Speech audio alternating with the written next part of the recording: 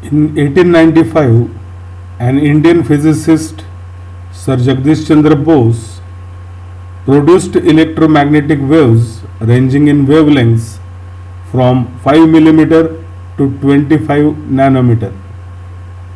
His work, however, remained confined to laboratory only. 1988ला हर्ट्झने electromagnetic वेव्हची निर्मिती केल्यानंतर 1895मध्ये भारतीय शास्त्रज्ञ जगदीशचंद्र बोस यांनी 5 मिलीमीटर ते 25 नॅनोमीटर एवढ्या वेव्हलेंथ असणाऱ्या इलेक्ट्रोमॅग्नेटिक वेव्हची निर्मिती केली. पण दुर्दैवाने त्यांचं जे काही कार्य होतं हे लॅबोरेटरी पुरतंच मर्यादित राहिलं, त्याला काही प्रसिद्धी दिली गेली नव्हती. In 1896, an Italian physicist, Graham Marconi, became pioneer in establishing wireless communication.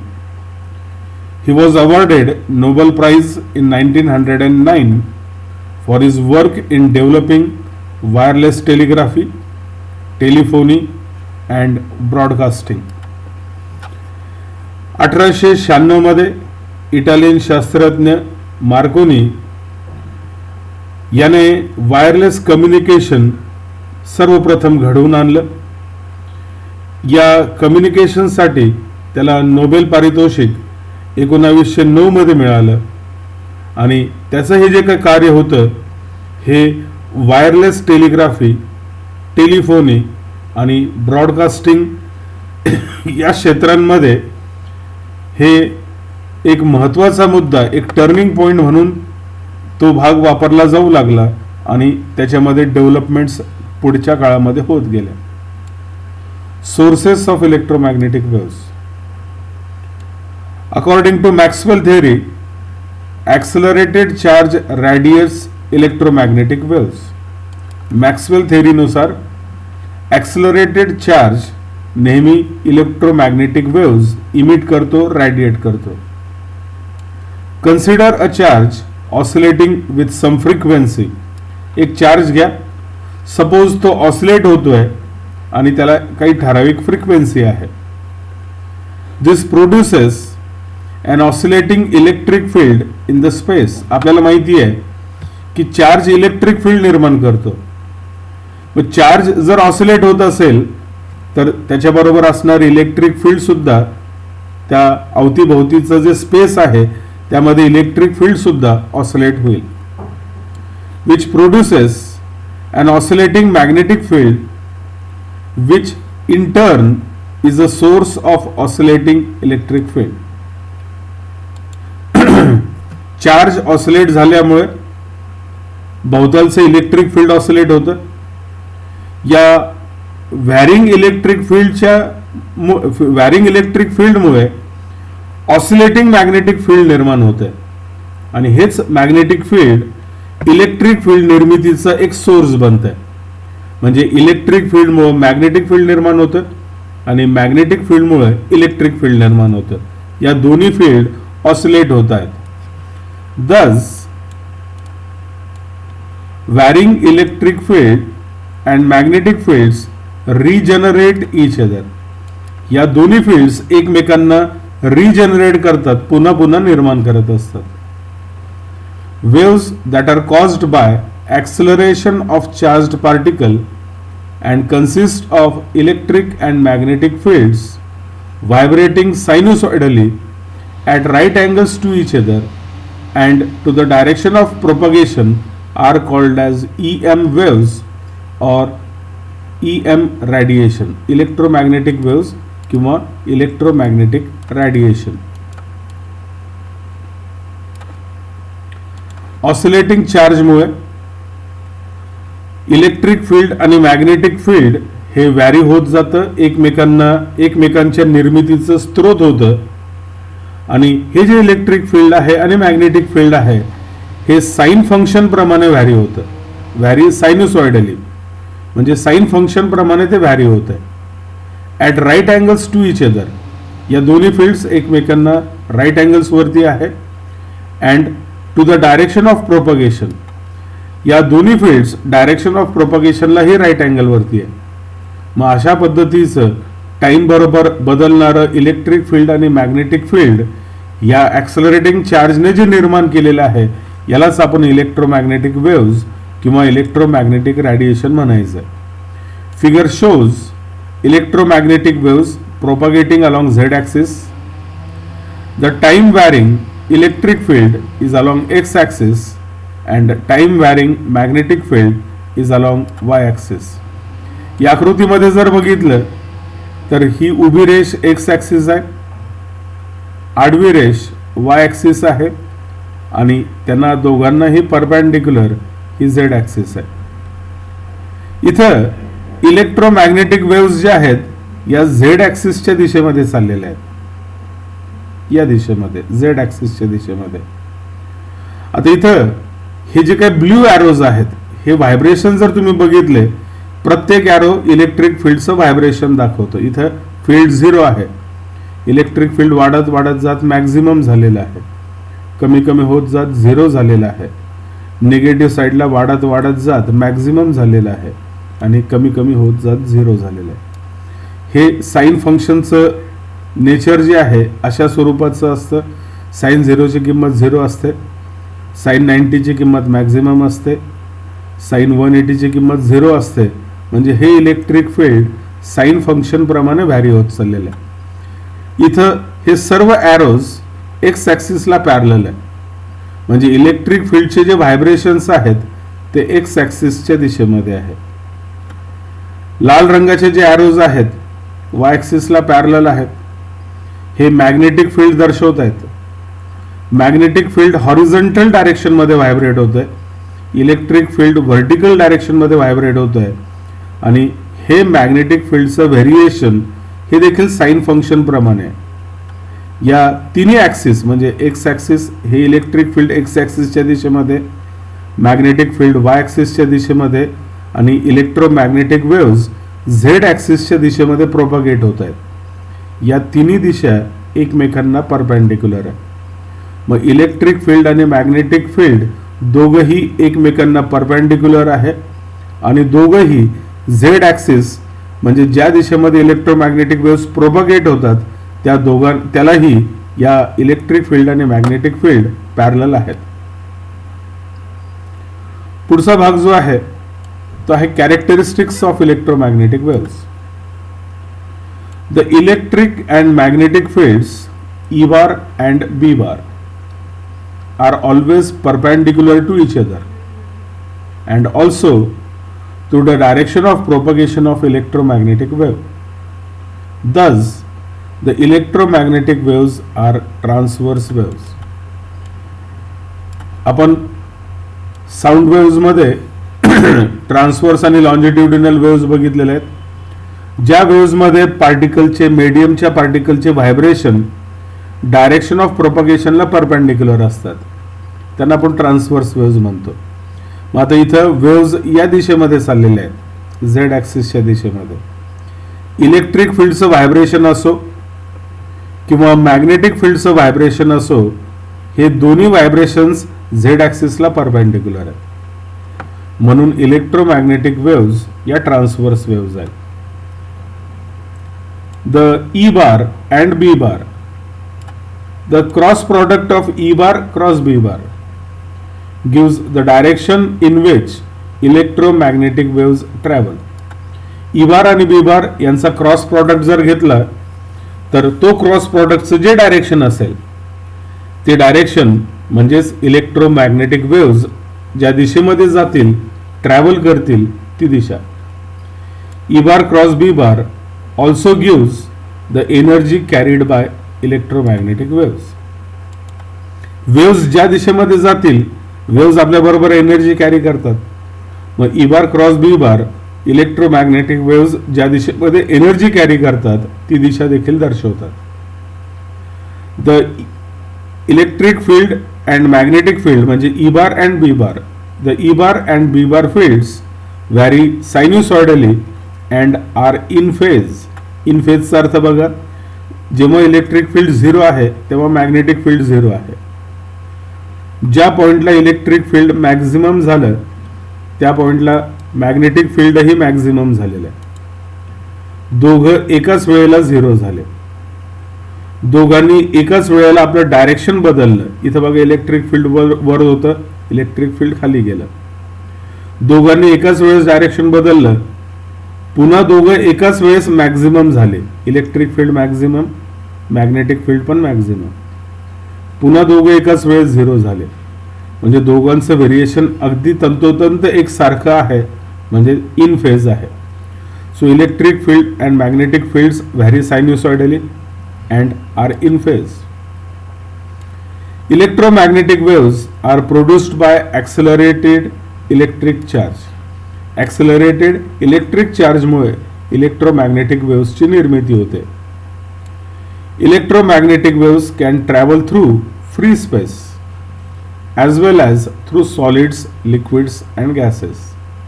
Electromagnetic waves solids मधनं, liquids मधनं, gases मधनं ट्रॅव्हल करतात. जरी व्हॅक्यूम असलं, फ्री स्पेस असला तरी त्या फ्री स्पेस मधनं देखील इलेक्ट्रोमॅग्नेटिक वेव्स ट्रॅव्हल करू शकतील. In free space electromagnetic waves travel with speed of light म्हणजे c in free space.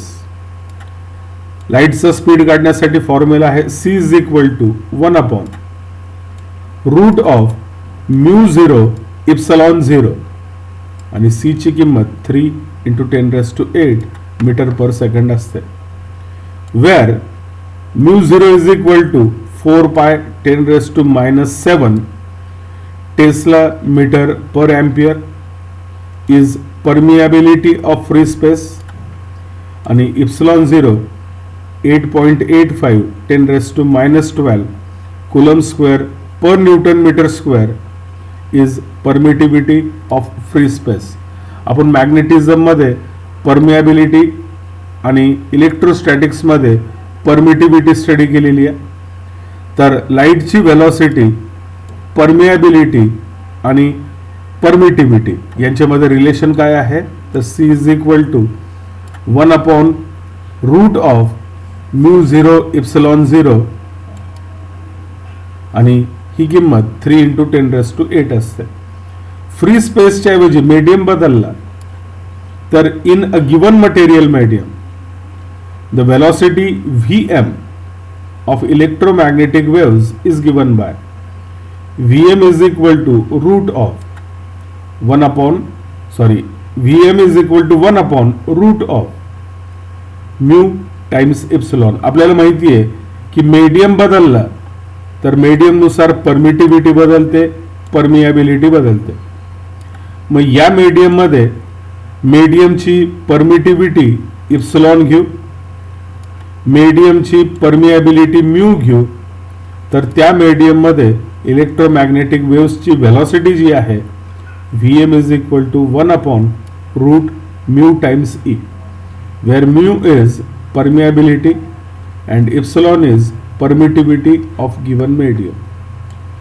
The electromagnetic waves obey the principle of superposition. आपण साऊंड चॅप्टर मध्ये वेव्स, साऊंड म्हणजे waves आहेत, तिथं प्रिन्सिपल ऑफ सुपरपोजिशन स्टडी केलेला आहे. तर हा प्रिन्सिपल ऑफ सुपरपोजिशन इलेक्ट्रोमॅग्नेटिक वेव्सला देखील लागू पडतं. The ratio of amplitude of electric and magnetic fields is constant at any point and is equal to the velocity of electromagnetic waves. Electric field आणि magnetic field या दोघांच्या एम्प्लिट्यूडचा ratio हा कुठल्याही पॉइंटवरती constant असतो आणि हा कॉन्स्टंट म्हणजेच it is equal to velocity of electromagnetic waves. हे जे काही इलेक्ट्रिक फील्ड इथे दाखवलेलं आहे, या इलेक्ट्रिक फील्डची मॅक्झिमम व्हॅल्यू, इथे मॅक्झिमम व्हॅल्यू आहे, या इलेक्ट्रिक फील्डची मॅक्झिमम व्हॅल्यू E0 आहे असं गृहीत धरू. त्याच पॉइंटवरती मॅग्नेटिक फील्ड देखील मॅक्झिमम असेल, मग या मॅग्नेटिक फील्डची मॅक्झिमम व्हॅल्यू B0 आहे असं गृहीत धरू. आता इलेक्ट्रिक फील्डची मॅक्झिमम व्हॅल्यू इथं +E0 असेल, या पॉइंटवरती -E0 असेल. मॅग्नेटिक फील्डची मॅक्झिमम व्हॅल्यू इथं +B0 असेल, या पॉईंटवरती मॅग्नेटिक फील्डची मॅक्झिमम व्हॅल्यू -B0 असेल. आता इथे बघा मॉड ऑफ E0 व पॉझिटिव्ह निगेटिव्ह घ्यायचं नाही, पॉझिटिव्ह व्हॅल्यू घ्यायची. So mod of E0 is equal to C times mod of B0 किंवा E0 divided by B0 is equal to C आहे. पण C ची व्हॅल्यू आपण आता बघितली 1/√μ0 ε0 आहे. Here mod of E0 and mod of B0 are amplitudes of E bar and B bar respectively. E0 electric फील्डची maximum value म्हणजे amplitude आहे. B0 बार म्हणजे मॅग्नेटिक फील्ड B ची मॅक्झिमम व्हॅल्यू म्हणजे अँप्लिट्यूड आहे. As the electric field vector E bar is more prominent than magnetic field vector, it is responsible for optical effects due to electromagnetic waves. For this reason, electric vector is also called as light vector. या electric field vector आणि magnetic field vector मध्ये prominent ठळक महत्वपूर्ण electric field vector आहे. Magnetic field पेक्षा electric field prominent आहे, dominant आहे आणि सर्व ऑप्टिकल इफेक्ट्स, ऑप्टिकल म्हणजे लाईटच्या संदर्भात जे काही इफेक्ट्स आहेत, रिफ्लेक्शन, रिफ्रॅक्शन, हे सगळ्या प्रॉपर्टीज, दे आर रिस्पॉन्सिबल. या सगळ्या ऑप्टिकल इफेक्ट्स, इलेक्ट्रोमॅग्नेटिक वेव्स मध्ये जे काही ऑप्टिकल इफेक्ट्स आपल्याला पाहायला मिळतात त्याला मुख्य कारणीभूत जो काही असेल तो इलेक्ट्रिक फील्ड वेक्टर असेल. आपण जेव्हा लाईटचा विचार करतो तेव्हा जे काही घडतं त्याला कारणीभूत आहे electric field vector. So for this reason, electric field vector is also called light vector. आपल्याला लाईट जेव्हा आपण म्हणतो तेव्हा आपण अप्रत्यक्षपणे त्या इलेक्ट्रिक फील्डचा विचार केलेला असतो. The intensity of a wave is proportional to square of its amplitude and is given by equations. IE म्हणजे इलेक्ट्रिक फील्डची intensity is equal to 1/2 ε0 E0 square आणि मॅग्नेटिक फील्डची intensity IB is equal to 1/2 B0 square upon μ0. The energy of electromagnetic waves is distributed equally between electric and magnetic fields. Electromagnetic वेव्सची जी energy आहे ती electric फील्डमध्ये आणि magnetic फील्डमध्ये समान पद्धतीने एक सारख्या पद्धतीने विभागली गेलेली आहे, डिस्ट्रीब्यूट झालेली आहे.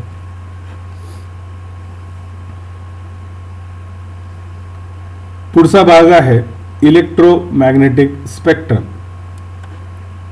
द ऑर्डरली डिस्ट्रीब्युशन म्हणजेच sequential arrangement of electromagnetic waves according to their wavelengths किंवा frequencies in the form of distinct groups having different properties is called electromagnetic spectrum. ज्या काही इलेक्ट्रोमॅग्नेटिक वेव्स आहेत त्यांना क्रमाने एका विशिष्ट सिक्वेन्सने मांडून घ्यायचं. या सिक्वेन्समध्ये एकतर त्यांच्या वेवलेंथच्या किंवा फ्रिक्वेन्सीच्या चढत्या किंवा उतरत्या क्रमाने सर्व इलेक्ट्रोमॅग्नेटिक वेव्सला अरेंज करून घ्यायचं, जेणेकरून प्रत्येक ग्रुपला एक विशिष्ट प्रॉपर्टी असेल जी इतरांपेक्षा वेगळी असेल. मग अशा पद्धतीने सर्व इलेक्ट्रोमॅग्नेटिक वेव्सचं ऑर्डरने, क्रमाने झालेलं विभाजन, डिस्ट्रीब्युशन, या डिस्ट्रीब्युशनलाच म्हणायचं आहे electromagnetic spectrum. The properties of different types of electromagnetic waves are given in table. We briefly describe different types of electromagnetic waves in the order of decreasing wavelength or increasing frequency. आपण वेगवेगळ्या प्रकारच्या electromagnetic वेव्सना क्रमाने, ऑर्डरने describe करणार आहोत. या waves decreasing वेव्हलेंथनुसार arrange केलेल्या आहेत किंवा इन्क्रीजिंग फ्रिक्वेन्सीनुसार अरेंज केलेल्या आहेत. पहिल्या प्रकारच्या ज्या वेव्ज आहेत त्या आहेत रेडिओ वेव्ज. वेव्हलेंथ सर्वात जास्त, वेव्हलेंथ कमी कमी होत जाणार आहे, मग सगळ्यात जास्त वेव्हलेंथ कोणाची असणार आहे? Radio waves. Radio waves are produced by accelerated motion of charges in conducting wire. Conducting wire मध्ये ऍक्सलरेटेड चार्जेसच्या मोशनमुळे रेडिओ वेव्ज निर्माण होतात. The frequency of waves produced by the circuit depends upon the magnitudes of inductance and capacitance. ज्या waves निर्माण होत आहेत त्यांची फ्रिक्वेन्सी जी आहे त्या सर्किटमध्ये जो काही करंट आहे त्या करंटमध्ये जे इंडक्टन्स आणि कॅपॅसिटन्स निर्माण होतं त्याच्या किमतींवरती या इलेक्ट्रोमॅग्नेटिक वेव्सची फ्रिक्वेन्सी अवलंबून असते. इंडक्टन्स आणि कॅपॅसिटन्स हे शब्द लक्षात ठेवा, हे 12वीला तुम्हाला डिटेलमध्ये स्टडी करायचे. This will be discussed in 12th standard. Thus, by choosing suitable values of inductance and capacitance, radio waves of desired frequency can be produced. इंडक्टन्सची आणि कॅपॅसिटन्सची एक विशिष्ट किंमत निवडून तुम्हाला अपेक्षित जी फ्रिक्वेन्सी आहे त्या अपेक्षित फ्रिक्वेन्सीच्या इलेक्ट्रोमॅग्नेटिक वेव्स आपल्याला निर्माण करता येऊ शकते. या रेडिओ वेव्सच्या प्रॉपर्टीज ज्या आहेत त्या बघूया. They have very long wavelengths ranging from few centimeters to few hundred kilometers. या रेडिओ वेव्सची वेव्हलेंथ जी आहे काही सेंटीमीटर पासून काही किलोमीटर्स, 100च्या पटीमध्ये काही किलोमीटर्स एवढ्या मर्यादेपर्यंत या रेडिओ वेव्सची वेव्हलेंथ असते. The frequency of AM band amplitude modulated. AM band, रेडिओमध्ये 2 प्रकारचे बँड असतात, एक AM बँड आणि एक FM बँड.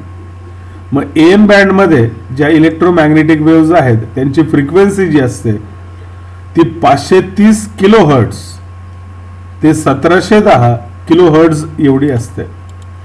AM बँडची फ्रिक्वेन्सी 510 किलोहर्ट्ज, किलो म्हणजे 10⁻³ 530 किलोहर्ट्ज ते 1710 किलोहर्ट्ज एवढी फ्रिक्वेन्सी AM बँडची असते.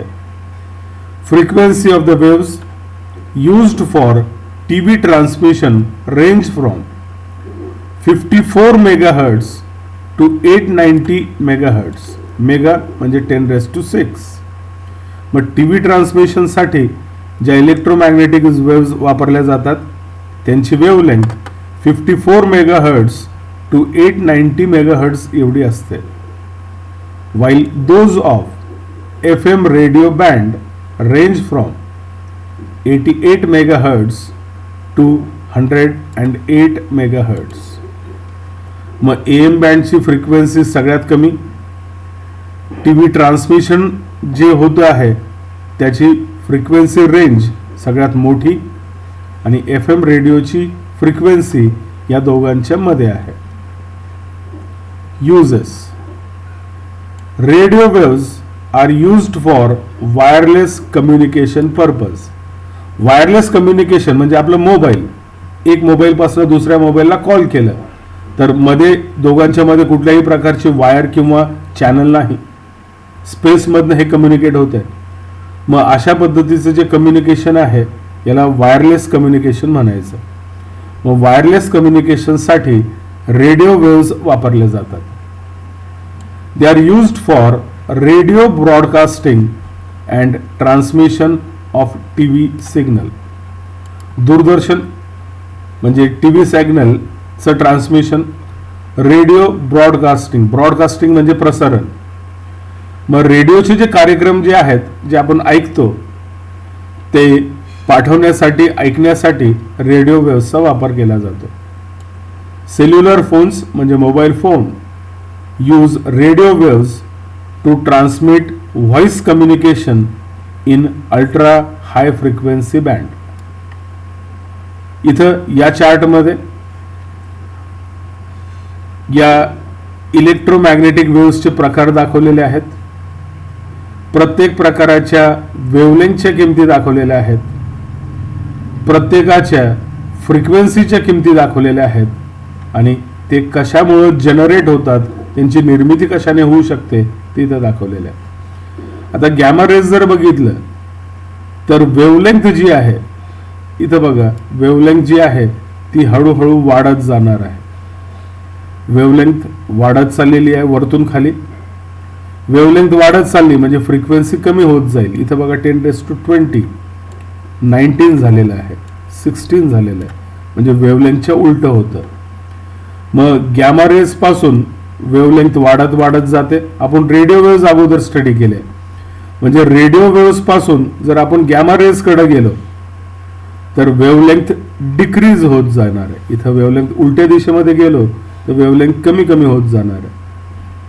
मग वेव्हलेंथ डिक्रीज होत जाईल म्हणजे खालून वर गेलो तर फ्रिक्वेन्सी वाढत जाईल.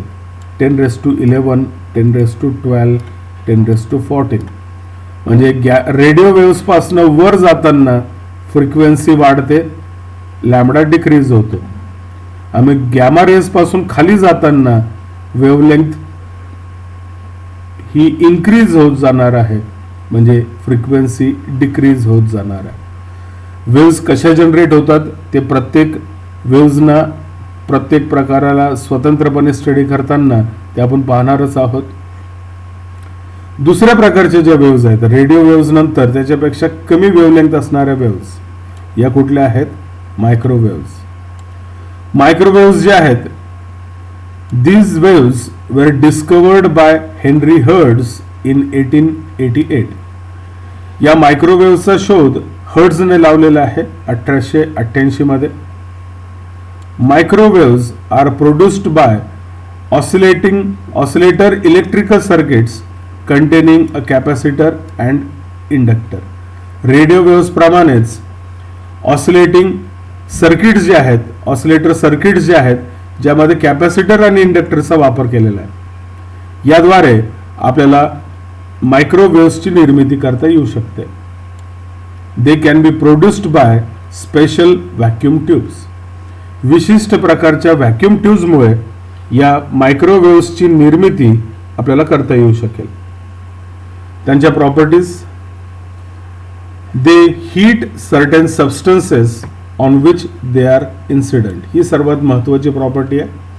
कुठल्याही पदार्थावरती ते इन्सिडेंट झाल्यानंतर त्या पदार्थाला ते हीट करतात, म्हणजे त्यांच्यामध्ये हीट उत्पन्न करण्याची क्षमता आहे. They can be detected by crystal detectors. काही क्रिस्टल्स मधून या वेव्हज पास केल्यानंतर त्या वेव्हज आपल्याला डिटेक्ट करता येऊ शकतात. क्रिस्टल डिटेक्टर्सच्या आधारे त्यांचा शोध आपल्याला घेता येऊ शकतो. Uses: used for transmission of TV signals. TV सिग्नलच्या ट्रान्समिशनसाठी या मायक्रोवेव्हजचा वापर केला जातो. रेडिओ वेव्हज या रेडिओ कम्युनिकेशन, रेडिओ ब्रॉडकास्टिंग आणि ट्रान्समिशन ऑफ टीव्ही सिग्नल. मायक्रोवेव्हचा उपयोग फक्त ट्रान्समिशन ऑफ टीव्ही सिग्नल आहे. दुसरा उपयोग आहे used for long distance telephone communication. जर टेलिफोन संभाषण लांब अंतरावरती घडवायचं असेल तर लॉंग डिस्टन्स टेलिफोन कम्युनिकेशन मध्ये देखील मायक्रोवेव्हचा वापर होतो. Microwave ovens are used for cooking. आजच्या आधुनिक काळामध्ये अन्न शिजवायला आपण शेगड्या किंवा चुली ज्या आहेत, पूर्वी चूल होती, नंतर आले गॅसेस, शेगडी आली. तर आजच्या मॉडर्न युगामध्ये अन्न शिजवण्यासाठी, लवकर आणि सोप्या पद्धतीने शिजवण्यासाठी अशा मायक्रोवेव्ह सारख्या उपकरणांचा विचार केला जातो. या उपकरणांमध्ये मायक्रोवेव्हच्या साह्याने, मायक्रोवेव्हमध्ये हीट आहे, या हीटचा उपयोग आपल्याला अन्न शिजवण्यासाठी मायक्रोवेव्ह ओव्हन मध्ये करता येऊ शकतो. Used in radar system for the location of distant objects. Like ships, aeroplanes. Radar अशा यंत्रणेमध्ये एखाद्या लांबवर असणारा एखादा ऑब्जेक्ट, उदाहरणार्थ एखादी शिप असेल, एरोप्लेन असेल, तर त्यांचं स्थान लोकेट करण्यासाठी, निश्चित करण्यासाठी या रडार सिस्टीममध्ये मायक्रोवेव्हचा वापर होतो. They are used in the study of atomic and molecular structure. Atomic structure, molecular structure अभ्यासण्यासाठी या मायक्रोवेव्हचा वापर केला जाऊ शकतो. आपण इथं थांबणार आहोत. पुढचा भाग जो आहे पुढच्या लेक्चरला आपण रेकॉर्ड करून पुन्हा अपलोड करूया.